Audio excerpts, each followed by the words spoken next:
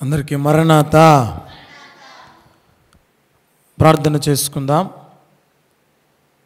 సమస్తమును మా కొరకే కలుగు చేసిన మా గొప్ప దేవ, సర్వలోకమును మా కొరకై కలుగు చేసి మీ యొక్క సువార్తను వినిపించుటకు మీ పాదముల దగ్గర చేరినటువంటి మాతో మాట్లాడుటకై సాయంకాల సమయములో యతించిన తండ్రి నీకు వందనములు. ఆనాడు ఏదైనా వనములో ఆదాము అవ్వలతో ఏ విధముగా మాట్లాడేటివారో షారోను వనములో చేరిన మా అందరితోనూ మీరే మాట్లాడమని మా మంచి బోధకుడై ఉన్న యేసు స్వామి ద్వారా అడిగి వేడుకుంటున్నాం మా పరమ తండ్రి, ఆమేన్. అందరికీ మరొకసారి మరణాత.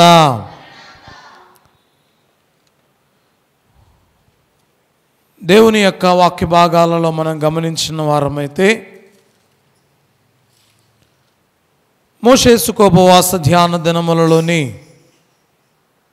10వ దినములోనికి ప్రవేశించిన మనెల్లరికును మన ప్రియుడు, మన రక్షకుడు, మన విమోచకుడైన దేవదేవుని యొక్క దీవెనలు నిండుగా మెండుగా దేవదేవుడు దయచేయును గాక, ఆమేన్. ఈ 10వ అధ్యాయములో గమనించిన వారమైతే దేవుడు మిడతలను రప్పించడాన్ని మనం చూస్తూ ఉన్నాం. ఇశ్రాయేలీల జనులైనటువంటి వారిని జనులను పంపుటకు ఫరో ఇష్టపడడాన్ని ఈ మాటలలో గమనించవచ్చు. అంతేకాకుండా 12వ వచనములో మిడతల బాధ, 22వ వచనములో చిమ్మ చీకటి, మరలా 24వ వచనములో మోషే గారిని పిలవడం, 27వ వచనములో మరలా ఫరో హృదయం కఠినమవడం. 2 తెగుళ్ళు ఇందులో కనిపిస్తూ ఉన్నాయి. మిడతలు, 8వ తెగుళ్ళు మిడతలు, 9వది చీకటి. నేను మిమ్మల్ని పంపిస్తాననడం కూడా ఈ అధ్యాయంలో కనబడుతూ ఉంది. ఆ తరువాత మరలా ఫరో హృదయం కఠినమవడం కూడా ఈ యొక్క అధ్యాయములో మనం గమనించవచ్చు. ప్రియమైన దేవుని బిడ్డలారా, నేటి దిన వాక్య భాగాలలో మనం గమనించిన వారమైతే దేవదేవుని యొక్క విషయాలను, ఆయన మాటలను మనం గ్రహించవలసిన వారముగా ఉంటూ ఉన్నాం. ఏ విధముగా అనేది చూస్తే, దేవుడు ఇశ్రాయేలీయులకు తన యొక్క విశ్వాసాన్ని స్థిరపరచడానికి, 2వ వచనాన్ని మనం చదువుకుందాం. నీవు నీ కుమారునికి ప్రచురము చేయునట్లు నేను అతని సేవకుల హృదయములను కఠినపరచితినెను. ప్రియ దేవుని బిడ్డలారా, దేవుని యొక్క వాక్య భాగాలలో మనం గమనించిన వారమైతే, నీవు నీ కుమారునికి కుమారుల కుమారులకును ప్రచురము చేయాలి, తెలియచేయాలి. ఏ విషయాలు తెలియచేయాలి? ఏమండి, ఏ విషయాలు తెలియచేయాలి? దేవునిని గూర్చినటువంటి విషయాలు తెలియచేయాలి. ప్రియ దేవుని బిడ్డలారా, దేవుని యొక్క వాక్య భాగాలలో మనం గమనించిన వారమైతే ఈ వాక్యాలు సెలవిస్తూ ఉన్నటువంటి మాటలు, అయ్యా, ఫరో హృదయాన్ని నేను ఎందుకు కఠినపరుస్తూ ఉన్నాను అంటే, మనుషులైనటువంటి వారు అందరూ కూడా తెలుసుకోవాలి. మనుషులైనటువంటి వారందరూ కూడా దేవునిని గురించి తెలుసుకోవాలి. దేవుడు చెబుతూ ఉన్నటువంటి మాట మీకే కాదు, ఇప్పుడు మీరు చూచారు, దేవుని అద్భుతాన్ని మీరు చూచారు, మీ జీవితంలో జరిగిన కార్యాలను మీరు చూశారు. దేవుడు మిమ్మల్ని ఏ విధంగా స్వస్థపరచాడో, ఏ విధంగా బాగు చేశాడో, ఏ విధంగా తోడై ఉన్నాడో, ఏ విధంగా నడిపిస్తూ ఉన్నాడో, ఏ విధంగా మీ ప్రార్థనలకు జవాబిస్తూ ఉన్నాడో, ఇవన్నీ కూడా మీరు చూశారు. అయితే దేవుడు చెబుతూ ఉన్నటువంటి మాట మీకు మాత్రమే కాదు, మీ కుమారుల కుమారులకు కూడా ప్రచురము చేయనట్లు మీరు తెలియచేయాలి. మీరు తెలియచేయాలి. అనారోగ్యం వచ్చింది, దేవునికి ప్రార్థన చేసుకున్నారు, బాగైపోయింది. దీనిని అందరికీ చెప్పుకుంటామా? అవండి చెప్తారా? చెప్పరు. దేనిని చెబుతాము అంటే ఒక గొప్ప అద్భుత కార్యం జరగాలి. అద్భుతం అనేది ఏ విధంగా ఉండాలి అంటే, ఒకప్పుడు ఏ విధంగా ఉన్నాడు, ఇప్పుడు ఏ విధంగా ఉన్నాడు, ఈ రెండిటికి కూడా తేడా అనేది కనిపించాలి.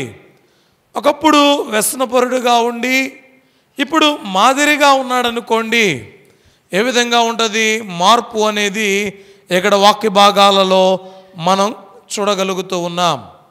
అయితే నేటి దినాన గమనించిన వారమైతే మనుషులందరూ కూడా ఆయనే దేవుడు అని తెలుసుకోవాలి. అండి వాక్య భాగాలలో మనం గమనించిన వారమైతే ఈ వాక్యం చెబుతూ ఉన్నటువంటి మాట అదే.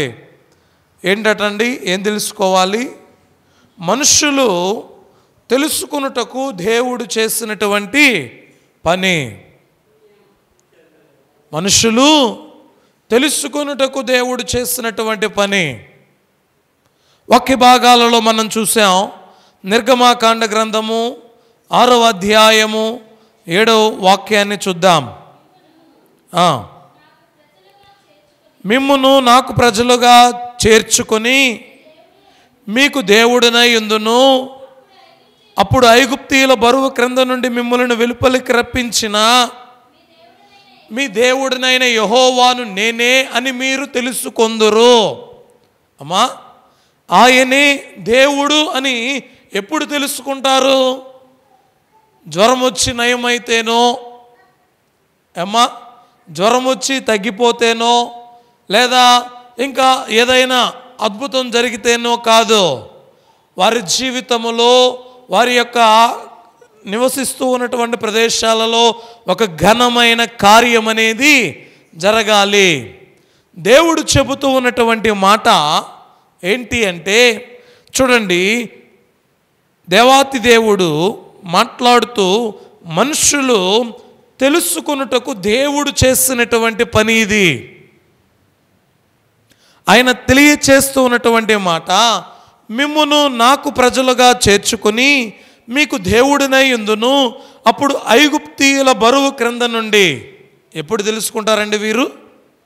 ఎప్పుడైతే శ్రమలో నుండి, బాధల్లో నుండి, వారు పడుచు ఉన్నటువంటి కష్టములో నుండి, బానిసత్వములో నుండి ఎప్పుడైతే విడుదల అనేది వస్తుందో అప్పుడే వారు తెలుసుకునేవారుగా ఉంటారు.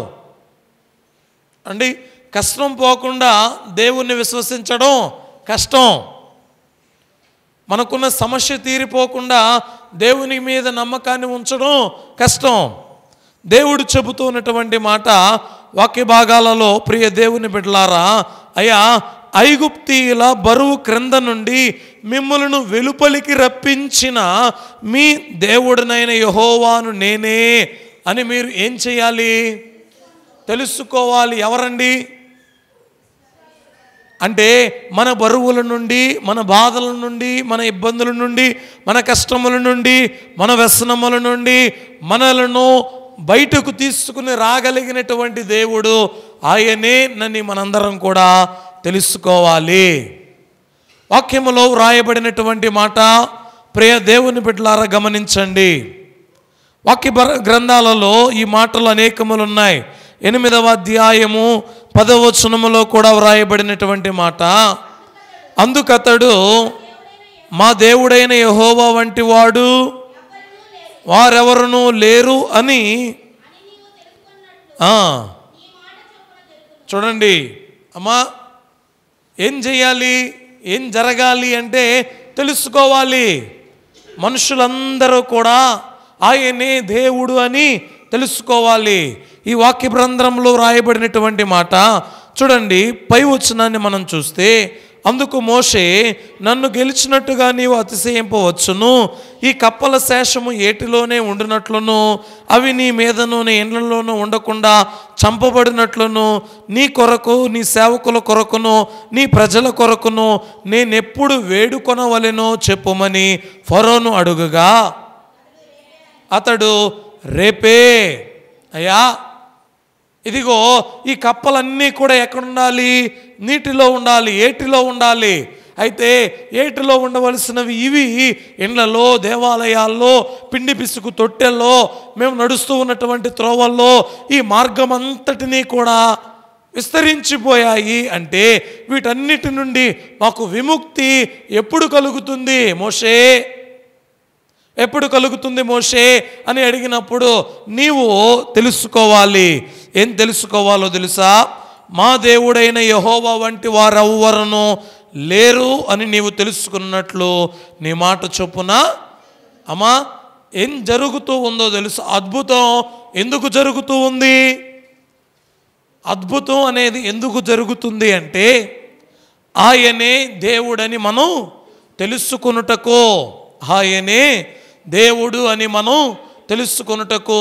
ఇశ్రాయేలీయులు ఈ అద్భుతం జరగకపోతే వారు దేవునిని నమ్మేవారు కాదేమో. చూడండి, ఇశ్రాయేలీయులు బానిసత్వములో నుండి దేవదేవుడు వారిని విడిపించాడు కాబట్టి ఇక్కడ ఫరో కూడా తెలుసుకుంటూ ఉన్నాడు. మోషే గారే చెబుతూ ఉన్నారు, ఏమనో తెలుసా? మా దేవుడైన యెహోవా వంటి దేవుడు ఎవ్వరును లేరని నీవు తెలుసుకున్నట్లు నీ మాట చొప్పున జరుగును. ప్రియ దేవుని బిడ్డలారా, ఈ మాటలన్నిటినీ కూడా మనం గమనించిన వారమైతే దేవదేవుడు తెలియచేస్తూ ఉన్నటువంటి విషయాలు కనబడుతూ ఉన్నాయి. అంత మాత్రమే కాదు చూడండి, 16వ అధ్యాయము 12వ వచనం, 16వ అధ్యాయము 12వ వచనములో మనం చూస్తే, నీవు సాయంకాలమున మీరు మాంసము తిందురు, ఉదయమున ఆహారము చేత. అయ్యా, దేవుడు చెబుతూ ఉన్నాడు, అయ్యా మీకు సాయంకాలం ఏమొస్తుంది? పూరేండ్లు వస్తాయి. సాయంకాలమున మీరు మాంసము చేత తృప్తి పొందుతారు, ఉదయమున మన్నా చేత, ఆహారము చేత మీరు తృప్తి పొందుతారు. అయితే ఇవి ఎందుకో తెలుసా? పొద్దున్నే మన్నా, సాయంకాలము మాంసము మీకెందుకు? అవండి ఎందుకు మీకు? మీరు లేవగానే, మీరు లేవకముందే దేవుడు మంచును కురిపించి మంచు పైన మరలా మన్నాను కురిపించాడు. ఎందుకో తెలుసా? ఈ మన్నాకు మన్ను అనేది అంటకుండా ఉండాలని. క్రింద పడిన ఆహారాన్ని మనం తినగలమా? తినలేము. అయితే అదే ఆహారానికి దేవుడు ఒక విస్తరలాగా ముందుగా మంచుని కురిపించి ఈ మంచు పైన మరలా ఏం చేసేవాడండి? మన్నాను కురిపించాడు. ఇప్పుడు దేవుడు, అయ్యా మేము ఈ ఆహారాన్ని తినలేకపోతూ ఉన్నాం, ఈ చప్పిడైనటువంటి ఈ ఆహారాన్ని భుజించలేకపోతూ ఉన్నాము అంటే దేవుడు ఏం చేశాడో తెలుసా? అయితే నేను మీకు సాయంకాలమున మాంసాహారాన్ని పంపిస్తానని పూరేళ్లను పంపించాడు. ఒకరికి కాదు, ఇద్దరికి కాదు, 30 లక్షలకు పైగా ఉన్న జనానికి. చూడండి ప్రియ దేవుని బిడ్డలారా, ఎందుకు ఇవన్నీ చేస్తూ ఉన్నాడు? అమ్మా, ఎందుకు ఇవన్నీ చేస్తూ ఉన్నాడు దేవుడు? నీ కుమారులను, ఎవరండి? నీవే కాదు, నీవు మాత్రమే కాదు, నీ కుమారులను తానే దేవుణ్ణి అని ప్రచురించున్నట్లు ఇవన్నీ కూడా జరుగును. చూడండి, మామూలుగా దేవాతి దేవుని గురించి నేటి దినాన దేవుడు, మన పితరుల దేవుడైనటువంటి యెహోవా ఆయన 40 సంవత్సరాలు ఆకాశము నుండి మన్నాను కురిపించాడు. మన పితరులైనటువంటి వారు మాంసాహారాన్ని తినుటకు ఆయన పూరేళ్ళనిచ్చాడు. ఈ అద్భుతాలు చేశాడు అని నేటి దినానికి కూడా చెప్పుకుంటూ ఉన్నాము. అంటే కారణము ఏంటో తెలుసా? ఆయన చేసినటువంటి అద్భుత కార్యాలు అంత గొప్ప ఘనమైనవిగా ఉంటూ ఉన్నాయి. చూడండి, ఈ వాక్యములో చెప్పబడినటువంటి మాట, కాగా నీవు సాయంకాలమున మీరు మాంసము తిందురు, ఉదయమున ఆహారము చేత తృప్తి పొందుదురు, అప్పుడు మీ దేవుడినైన యెహోవాను నేనే. అప్పుడు మీరు ఏం చేయాలో తెలుసా? మీ దేవుడినైన యెహోవాను నేనే అని తెలుసుకొందురని వారితో చెప్పము. ఏమండి, నేటి దినాన మనం అనుకుంటున్నామా, భూమి చేసిన దేవుడే మనలను పోషిస్తూ ఉన్నాడు, నేను నేటి దినాన పోషించబడుతూ ఉన్నాను అంటే నా దేవుడు నన్ను పోషించాడండి, నా దేవుడు నాకు ఆహారాన్ని పెడుతూ ఉన్నాడు, నా దేవుడు నాకు కావలసినవన్నీ ఇస్తూ ఉన్నాడు అని మనం అనుకుంటున్నామా? ఇశ్రాయేలీలు అనుకుంటూ ఉన్నారు. పగలో మన్నాను కురిపించింది, సాయంకాలమున మాంసాహారాన్ని ఇచ్చింది. ఎవరో తెలుసా? మా దేవుడు. మా దేవుడైన యెహోవా మాకు తినుటకు ఆహారాన్ని సమృద్ధిగా ఇచ్చాడు అని మేమందరం కూడా తెలుసుకున్నాం.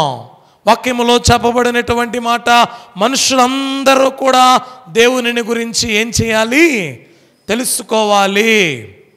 ఐగుప్తు దేశములో అద్భుతం జరిగింది అంటే, ఐగుప్తు దేశములో తెగులు వచ్చింది అంటే కారణం ఏంటో తెలుసా? ఫరో ఆయనే దేవుడని తెలుసుకోవాలి. ఇశ్రాయేలీయులకు బానిసత్వములో మగ్గిపోయారు అంటే దేవుడు బానిసత్వములో నుండి విడిపించడానికి గల కారణం ఏంటో తెలుసా? ఆయనే దేవుడు అని వారు తెలుసుకోవాలి.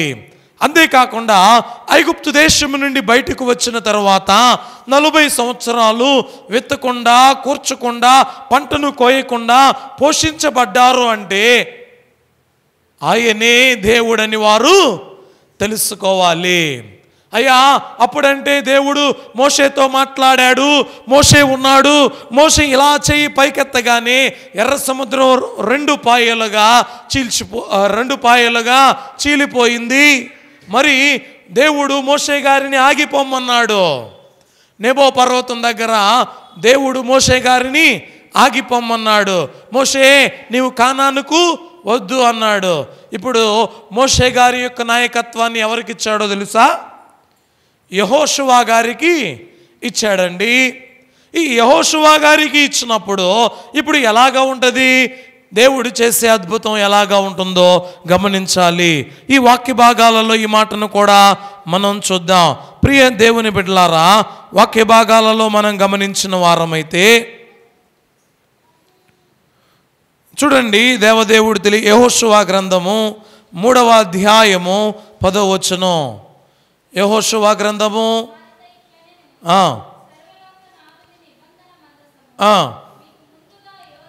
ప్రియ దేవుని బిడ్డలారా, ఇప్పుడు వీరు కానానుకు చేరడానికి మోషే గారి కాలంలో ఏమో ఎర్ర సముద్రం ఉంది. అమ్మా, మోషే గారి నాయకత్వంలో ఏముంది? ఎర్ర సముద్రం ఉంది. మోషే గారు తన చెయ్యిని పైకెత్తగానే 2 పాయలుగా సముద్రం చీలిపోయింది. అయితే ఇప్పుడు నాయకత్వం ఎవరికి ఇవ్వబడింది? యెహోషువ గారికి ఇవ్వబడింది.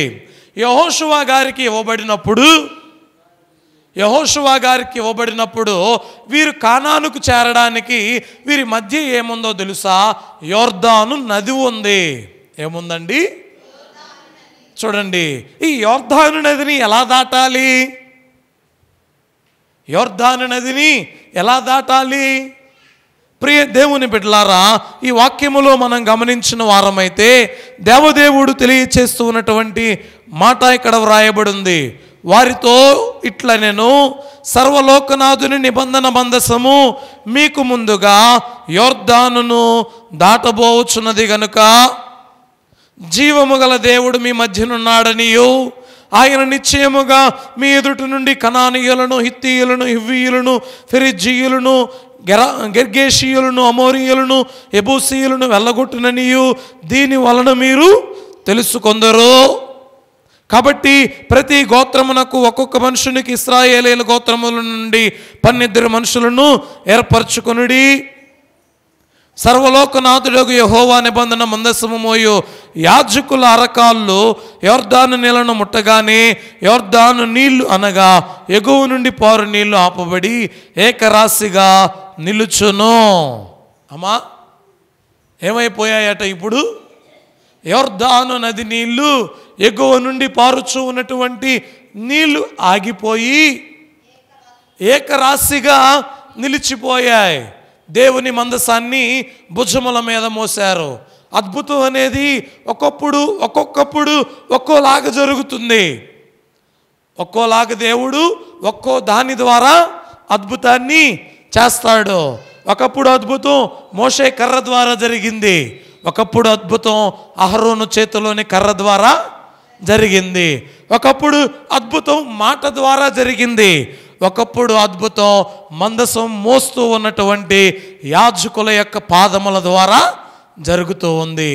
చూడండి, ఒకప్పుడు అద్భుతం యేసుక్రీస్తు ప్రభువారు నీటి ద్వారా అద్భుతం జరుగుతూ ఉంది. అద్భుతం అనేది దేవుడు దేని ద్వారానైనా జరిగిస్తాడు.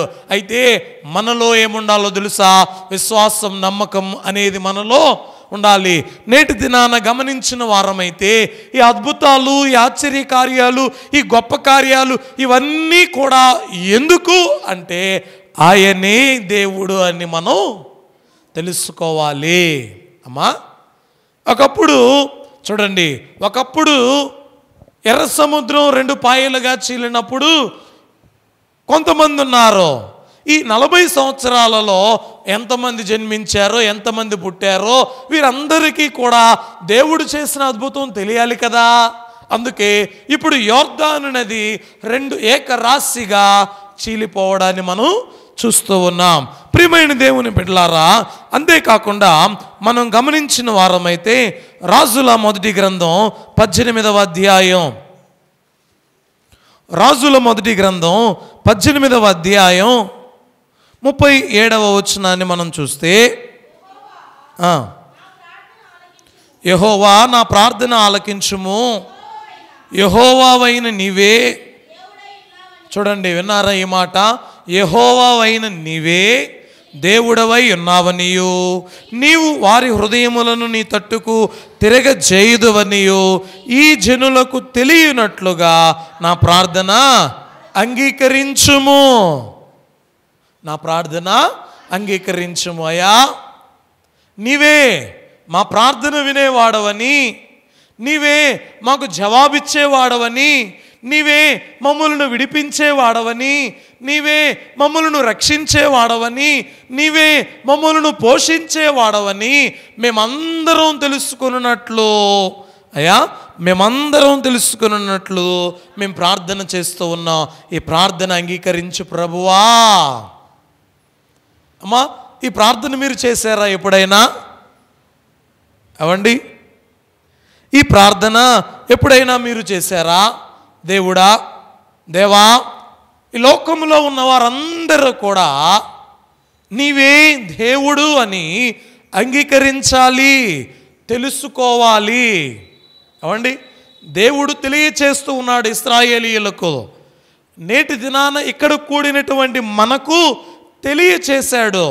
ఇంకా తెలుసుకోవలసిన వారు ఎందరో ఉన్నారు. అర్థమవుతుందండి? ఒకప్పుడు వారికి తెలియచేశాడు, ఇప్పుడు కూడిన మనకు తెలియచేశాడు.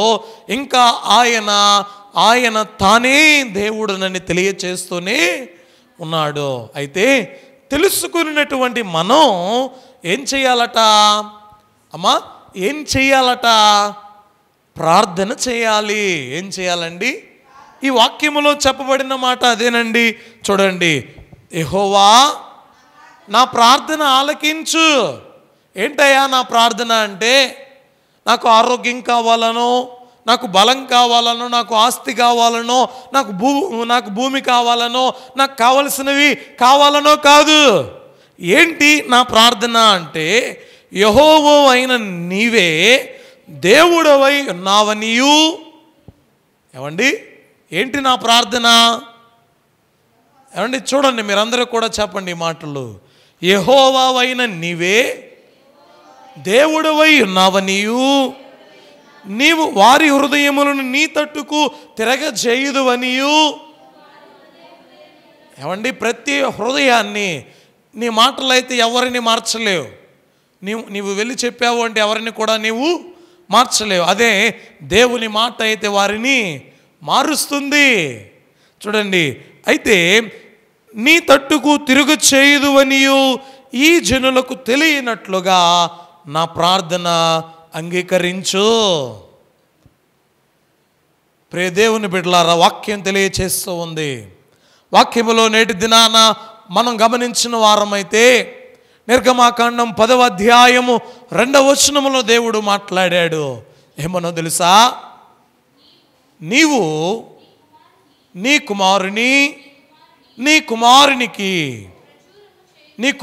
కుమారునికి ప్రచురము చేయునట్లు.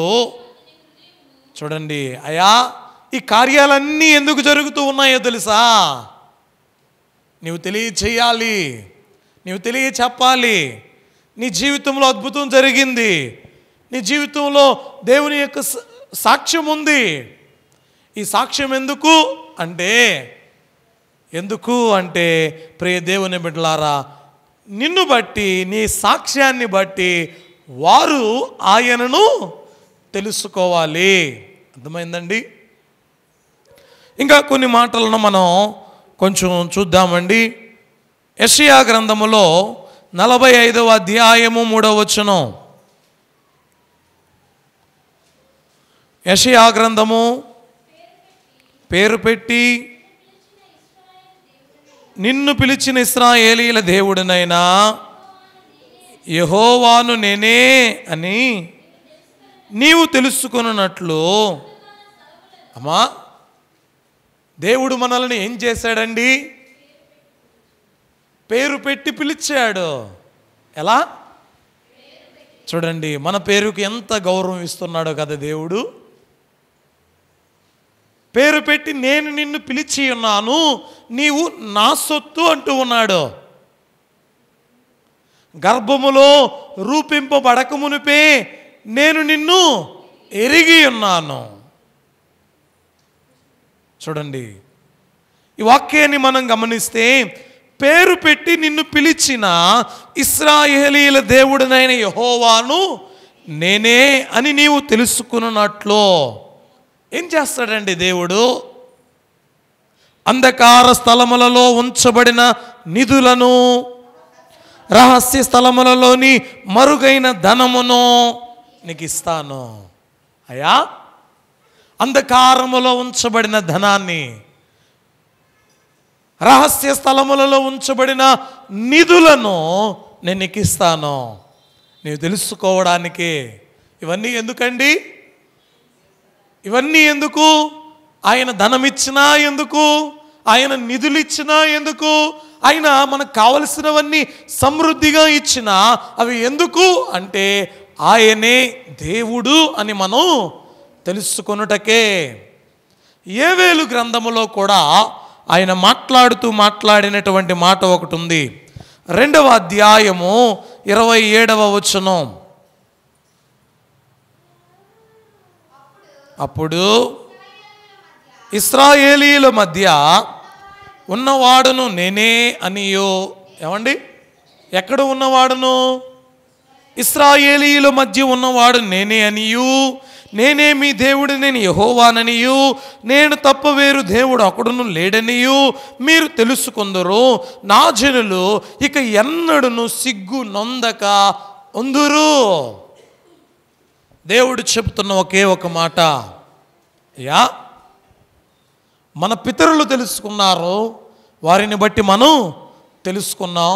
మనలను బట్టి మన కుమారులు తెలుసుకోవాలి.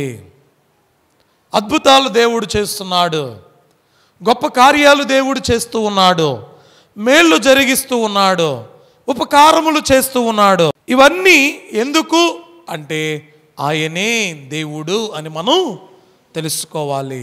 ఇశ్రాయేలీయులను పోషించినది ఆయనే, నేటి దినాన నన్ను పోషిస్తూ ఉన్నది ఆయనే. ఇశ్రాయేలీయులను నడిపించినది ఆయనే, నేటి దినాన మమ్ములను నడిపిస్తూ ఉన్నది కూడా ఆయనే. ఇశ్రాయేలీయులకు కావలసినవి సమృద్ధిగా ఇచ్చినవాడు ఆయనే, నేటి దినాన మాకు కావలసినవి సమృద్ధిగా దయచేస్తూ ఉన్న దేవుడు కూడా ఆయనే అని మనం ఏం చేయాలి అంటే తెలుసుకోవాలి అని దేవదేవుడు తెలియచేస్తూ ఉన్నాడు.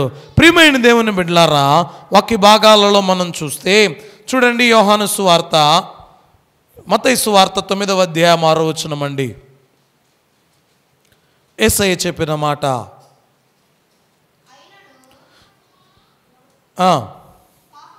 అయినను మత్తయి సువార్త 9వ అధ్యాయం 6వ వచనం, అయినను పాపములను క్షమించుటకు భూమి మీద మనిషి కుమారునికి అధికారము కలదని. ఏం చేయాలండి ఇప్పుడు మనం? వారేమో ఆయనే దేవుడని తెలుసుకోవాలి. నేటి దినాన మనం ఈ భూమి మీద మనిషి కుమారునికి అధికారం ఇవ్వబడి ఉన్నది. దేనికి అధికారం? నీ పాపము క్షమించబడడానికి అధికారం ఎవరికి ఇవ్వబడింది? యేసయ్యకు ఇవ్వబడింది. ఎవరికి ఇవ్వబడిందండి?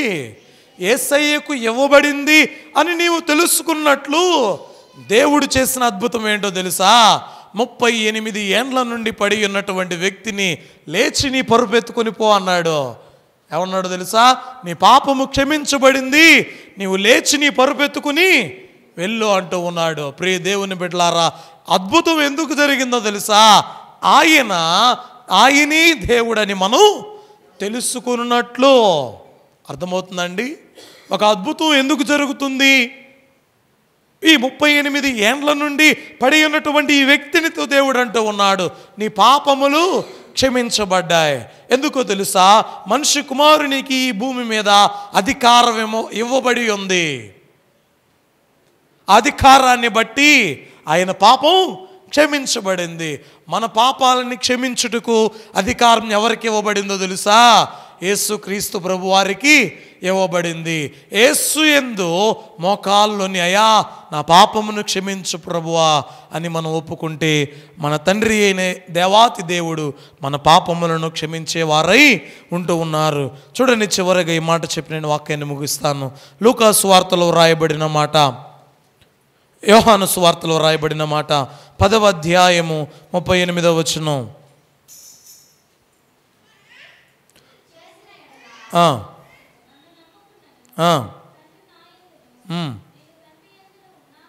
చూడండి, తండ్రి నా యందును నేను తండ్రి యందును ఉన్నామని మీరు గ్రహించి తెలుసుకున్నట్లు ఆ క్రియలను నమ్ముడని వారితో చెప్పాను. ఏం చేయాలి? నేను తండ్రి యందు, తండ్రి నా యందు ఉన్నాడని మీరు నమ్మాలి, తెలుసుకోవాలి. ఇద్దరు ఏకమై ఉన్నారని మీరు తెలుసుకోవాలి. కాబట్టి ప్రియ దేవుని బిడ్డలారా, వాక్య భాగాలలో చెప్పబడినటువంటి మాట, మనుషులందరూ కూడా ఆయనే దేవుడని తెలుసుకున్నట్లు దేవదేవుడు అద్భుతాలు చేస్తూ ఉన్నాడు, గొప్ప కార్యాలు చేస్తూ ఉన్నాడు, గొప్ప అద్భుతమైన కార్యాలు చేస్తూ ఉన్నాడు. అంతేకాకుండా మనకు తెలియచేస్తున్న మాట, కుమారులకు ప్రచురము చేయనట్లు. ఏం చేయాలండి? మీకు మాత్రమే కాదు, మీరు మాత్రమే కాదు, మీరు మీ బిడ్డలకు దేవుని యొక్క గొప్ప కార్యాలను తెలియచేయాలి. అలాగున దేవుని యొక్క సన్నిధానంలో ఉన్న అందరము కూడా ఆయనే దేవుడని ఆయన వైపు చూస్తూ, ఎంతమంది అయితే ఆయనే దేవుడని తెలుసుకోవాలో వారి గురించి ప్రార్థన చేయ భాగ్యము దేవదేవుడు మనందరికీ దయచేయును గాక. ఆమేన్. ప్రార్థన చేసుకుందాం. మహాన్నతుడ, మహాగణుడా, పరిశుద్ధుడా, ప్రేమస్వరుడైన మా తండ్రి, మీ వాక్యాన్ని బట్టి మీరు మాట్లాడారయ్యా. మేమందరము కూడా మీ గురించి తెలుసుకుని మీ నామాన్ని మహిమపరిచే భాగ్యము మా అందరికీ దయచేయమని యేసు స్వామి ద్వారా అడిగి వేడుకుంటున్నాం మా పరమ తండ్రి. ఆమేన్, అందరికీ మరణాత మరణాత మరణాత.